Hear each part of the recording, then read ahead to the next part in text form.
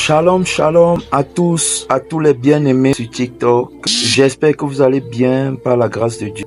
Alors donc, écoutons attentivement ce que monsieur va, n'est-ce pas, dit dans sa vidéo. Écoutons et puis nous allons revenir pour rectifier 2 ou 3 points. Alors donc, écoutons jusqu'à la fin. Si Dieu lui-même savait que l'humain était bon et que c'est le diable qui était mauvais, pourquoi a-t-il décidé de tester l'humain sur terre pour finalement voir s'il mérite d'aller au paradis ou pas? Je recommence. Dieu crée l'homme. Bon, Dieu a créé le diable aussi, entre parenthèses, d'après ce qui est écrit chez les croyants. Voilà, première rectificatif. Revenons d'abord sur la création du diable. Dieu n'a pas créé le diable, Dieu a créé Lucifer. Dieu n'a pas créé le diable. Dieu a créé le diable aussi. Dieu a créé Lucifer. Vous pouvez consulter le livre d'Ézéchiel 28 à partir du verset 13. Vous pouvez lire même à partir du verset 11 jusqu'au verset 15. Tu as été intègre dans tes voies depuis le jour où tu fus créé jusqu'à celui où l'iniquité a été trouvée chez toi. Tu as été intègre dans tes voies, montrant que Lucifer a été créé parfait, donc à l'image de Dieu. La Bible dit créons l'homme à notre image et selon notre ressemblance. Donc Dieu a créé Lucifer à son image et selon sa ressemblance. Mais maintenant, si tu veux savoir pourquoi est-ce que aujourd'hui il est devenu Satan, parce que quand il devient Satan, il n'est plus la création de Dieu. Dieu n'a pas créé ce qui est imparfait. Non, Dieu ne crée pas ce qui est imparfait. Dieu crée ce qui est comme lui. Alors donc, si tu ne le connais pas, tu vas donner beaucoup de mauvaises interprétations. On a lu Ézéchiel, il y a également Isaïe chapitre 14. Tu peux lire du verset 11 au verset 15. Alors donc là-bas, la Bible nous montre pourquoi il est tombé. Il est tombé parce qu'il a voulu, à cause de sa beauté, à cause de la richesse de la grâce que Dieu lui avait accordée, il a voulu s'élever. Il a dit qu'il va élever son trône au-dessus des étoiles de Dieu. Donc il voulait s'asseoir à l'extrémité du septentrion. Il voulait occuper la position la plus autoritaire. Il voulait être au sommet de la montagne. Donc il voulait être adoré. Voilà la raison pour laquelle il est tombé. Et la Bible dans Luc 10-18 dit que je voyais Satan tomber du ciel. C'est Jésus qui parle. Je voyais Satan tomber du ciel comme un éclair. Donc ce qui fait qu'il devienne Satan, c'est l'orgueil qui est entré en lui et qui l'a amené à s'élever, mené à vouloir s'élever au-dessus de son créateur. Il voulait être semblable à Dieu. Il le dit, il faut lire le passage que je vous donne. C'est pour montrer que Dieu n'a pas créé Satan, mais qu'il a créé Lucifer. Et Lucifer maintenant est devenu Satan à cause de la convoitise. L'homme pêche quand il est attiré et amorcé par sa propre convoitise. Le péché, n'est-ce pas, de Lucifer a commencé par la convoitise. Alors donc c'est ça, n'est-ce pas, qui l'a amené, c'est ça qui l'a fait tomber, c'est ça qui l'a fait déchoir de la grâce de Dieu, et il est donc devenu le diable, Satan, le serpent ancien, le dragon, comme on l'appelle, le prince du monde, le vainqueur des nations. Isaïe le dit, le vainqueur des nations. Voilà, tout voilà tombé par terre et tout et tout. C'est d'abord la première chose qu'il faut savoir. On revient, écoutons. Le diable est mauvais. Il veut séduire les hommes pour aller en enfer avec lui. Mais si Dieu savait que l'homme est bon de nature, pourquoi a-t-il décidé de tester l'homme pour voir s'il mérite d'aller au paradis ou pas? Encore une erreur. Dieu n'a pas décidé de tester l'homme. La Bible dit que Dieu ne peut être tenté par le mal et il ne tente lui-même personne. Jacques chapitre 1 verset 13, vous pouvez lire.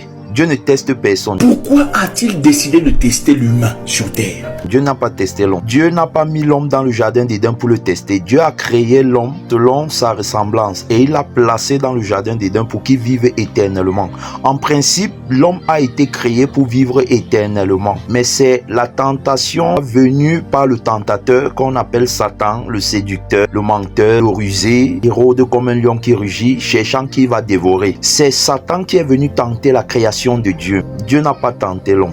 Dieu a placé l'homme dans le jardin d'Éden pour qu'il vive éternellement. C'est pourquoi vous allez remarquer dans l'ancienne alliance, je veux dire dans l'ancien testament, parce que la Bible est séparée en deux parties, l'ancien testament et le nouveau testament.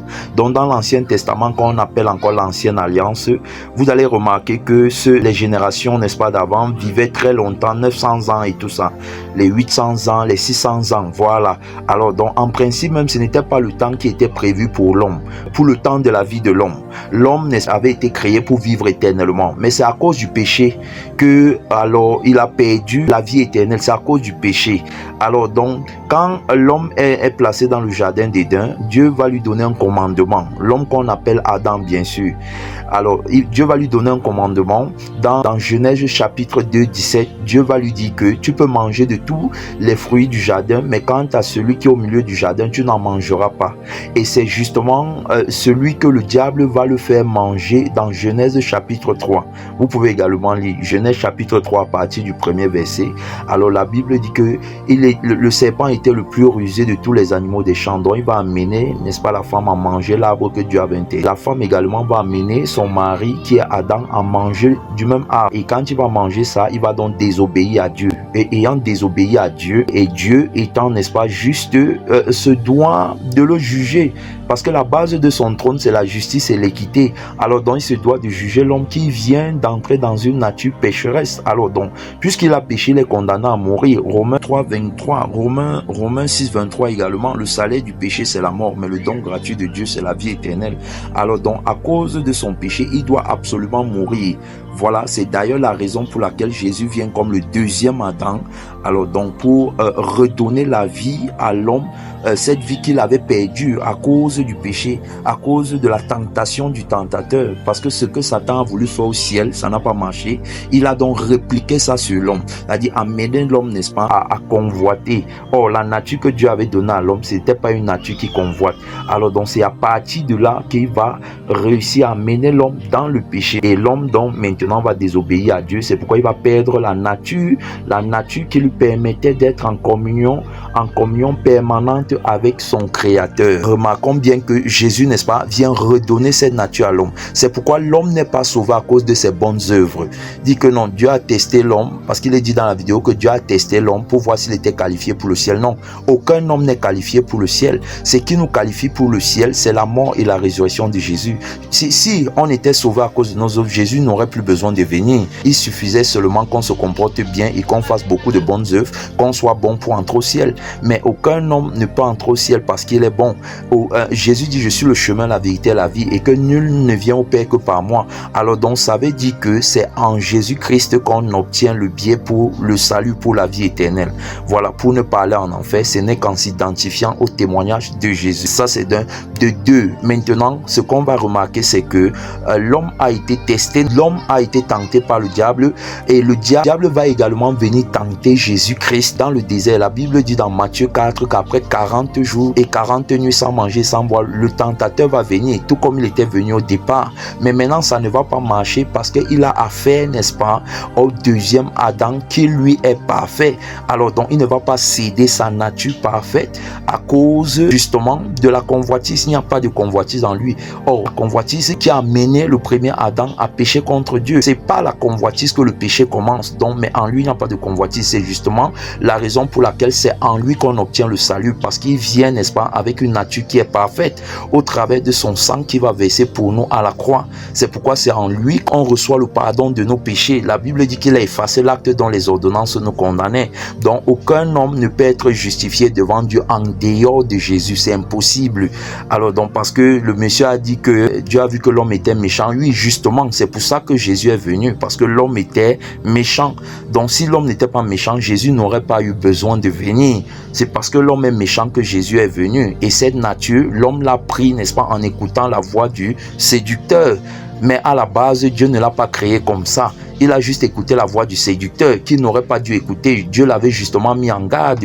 Pourquoi Jésus à son tour n'a pas écouté la voix du séducteur? C'est-à-dire que dans Genèse 3, l'homme tombe dans le péché à cause de Satan. Mais maintenant, dans Matthieu chapitre 4, Jésus, lui, ne tombe pas dans le péché, alors que la même voix est en train de retentir. Si tu es le Fils de Dieu, fais ceci, fais cela. C'est la même chose. C'est ce qu'il a fait et c'est toujours ce qu'il fait même avec les hommes aujourd'hui. Que voilà la deuxième partie, on revient. Dieu lui-même sait que l'homme est mauvais. Ne cherchez plus de gauche à droite. La plupart des gens que vous voyez là-bas aller prier sont des hypocrites comme pas possible. Ce n'est pas moi qui vous informe, vous le savez. Voilà pourquoi vous verrez autour des jours des gens qui prêchent, qui parlent, qui font des références spirituelles. Mais concrètement, voilà la jalousie, la méchanceté. Oh, elle a fait ça à qui? Oh, elle a dit ça à ça. Vous êtes choqués.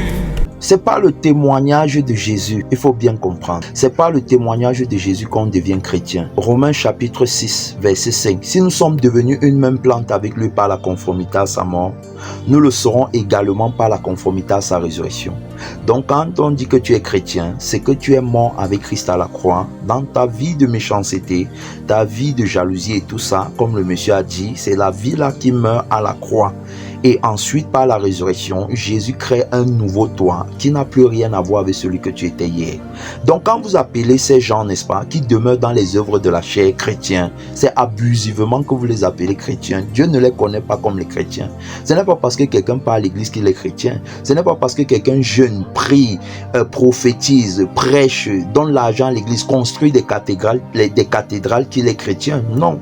Le chrétien, c'est celui qui est comme Christ. Chrétien veut dire imitateur de Christ. Chrétien vient de Christ. Donc, si quelqu'un n'a pas la vie, n'est-ce pas, de Jésus-Christ en lui, il n'est pas chrétien. Donc, quand vous dites que ce sont des chrétiens, attention de tout mélanger, ce ne sont pas des chrétiens. Des chrétiens avant qu'on retrouve des jalousies, des querelles, des disputes, des rivalités et tout ça. Non, non, comme le monsieur a dit dans sa vidéo. Alors, donc, ce ne sont pas des chrétiens, il ne faut pas les appeler chrétiens. Et comme j'ai dit, ce n'est pas parce qu'ils sont à l'église qu'ils sont chrétiens. Même au jour de l'enlèvement, alors beaucoup de personnes qui seront à l'église ne seront pas enlevées. Il y en a même des pasteurs, des prédicateurs de l'évangile qui ne seront pas enlevés. Tout simplement pourquoi? Parce qu'ils prêchent, n'est-ce pas, une vie que eux-mêmes ils n'ont pas. Ils s'appuient sur la lettre et non sur l'âme, n'est-ce pas, qui donne la vie à la lettre qu'ils sont en train de prêcher. Alors donc, ce n'est pas parce que je dis que je suis chrétien que Dieu me reconnaît comme étant chrétien. Non, Dieu reconnaît comme chrétien celui qui a la vie de Jésus en lui. Voilà, donc c'est la vie de Jésus en toi qui fait de toi un chrétien. D'ailleurs, la Bible en parle. La Bible dit que tous ceux qui me disent Seigneur, Seigneur n'entreront pas tous dans le royaume de Dieu. Mais c'est celui-là seul qui fait la volonté de mon Père qui est dans les cieux. Tu vois, donc tout le monde qui dit Seigneur, Seigneur va pas entrer au ciel. Matthieu chapitre 7, Galates chapitre 5, verset 19 à 21 nous parle des œuvres de la chair. Alors il y a beaucoup de chrétiens qui sont charnels. Et la Bible dit que tous ceux, n'est-ce pas, qui commettent ces œuvres-là n'hériteront point le royaume des cieux. Alors, donc, ce n'est pas parce que tu portes le nom de chrétien que forcément tu vas entrer au ciel. Et tu peux porter le nom de chrétien, mais ne pas avoir la vie qui sanctifie le nom chrétien. Et donc, tu ne vas pas entrer au ciel. Le livre de Timothée dit que dans les derniers temps, les hommes seront... Timothée, je pense, c'est dans 1 Timothée ou 2 Timothée. Il dit dans les derniers temps, si je trouve le passage par la grâce de Dieu, 2 Timothée chapitre 3, voilà, 2 Timothée 3, 1 à 5. Tu peux également lire Galates chapitre 5, 19 à 21. Tu peux lire également dans Apocalypse chapitre 8, verset 21. Donc, ce n'est pas tout le monde qui part à l'église et tout ça qui est chrétien. Non, il ne faut pas mélanger. C'est abusivement que vous appelez les gens qui vivent dans le péché chrétien. Jésus-Christ qui est le chef des chrétiens n'est pas le Dieu des pécheurs. Le chrétien, n'est-ce pas, est sanctifié par l'offrande de Jésus à la croix. C'est-à-dire que Jésus, n'est-ce pas, a mis sur pied une vie nouvelle. Comme Romains 6 dit, c'est-à-dire que identique avec lui dans sa mort, on est identique avec lui dans sa résurrection. Dans sa résurrection, le problème aujourd'hui, c'est que beaucoup, n'est-ce pas, veulent vivre la vie de la résurrection, mais refusent de mourir. C'est pourquoi j'ai parlé tout à l'heure du renoncement. C'est en renonçant à toi-même, n'est-ce pas, par la force du témoignage de Jésus, que tu deviens donc une nouvelle créature. Parce que tu ne peux pas commencer à marcher avec Jésus sans renoncer à ta vie d'abord. Et maintenant, c'est parce que eux, ils veulent garder leur vie que, justement, ils ne peuvent pas avoir la vie de Jésus. Les deux vies ne se mélangent pas. Jésus-Christ, pour nous donner la vie, devait tuer d'abord la première vie qui était dans le sang adamique, le sang du péché, et ensuite maintenant nous donner une vie nouvelle. C'est pourquoi personne ne peut entrer au ciel en se tenant dans le sang adamique, autrement dit en se tenant dans l'observation des ordonnances de la loi. Personne. Je ne mens pas, je ne vole pas, ça ne peut pas t'amener au ciel. Beaucoup qui ne sont pas chrétiens ne mentent pas, ne volent pas, ça ne veut pas pourtant dire qu'ils sont sauvés. Beaucoup font de bonnes œuvres, visitent les orphelins, font beaucoup de choses, ça ne veut pas pourtant dire qu'ils sont sauvés. Voilà. Alors donc pourquoi? Parce qu'ils le font à partir même d'une vie qui est souillée à la base. Alors merci à tous d'avoir écouté cette vidéo. Si ça t'a plu, n'oublie pas de t'abonner et surtout de partager massivement. Que Dieu vous bénisse. À la prochaine.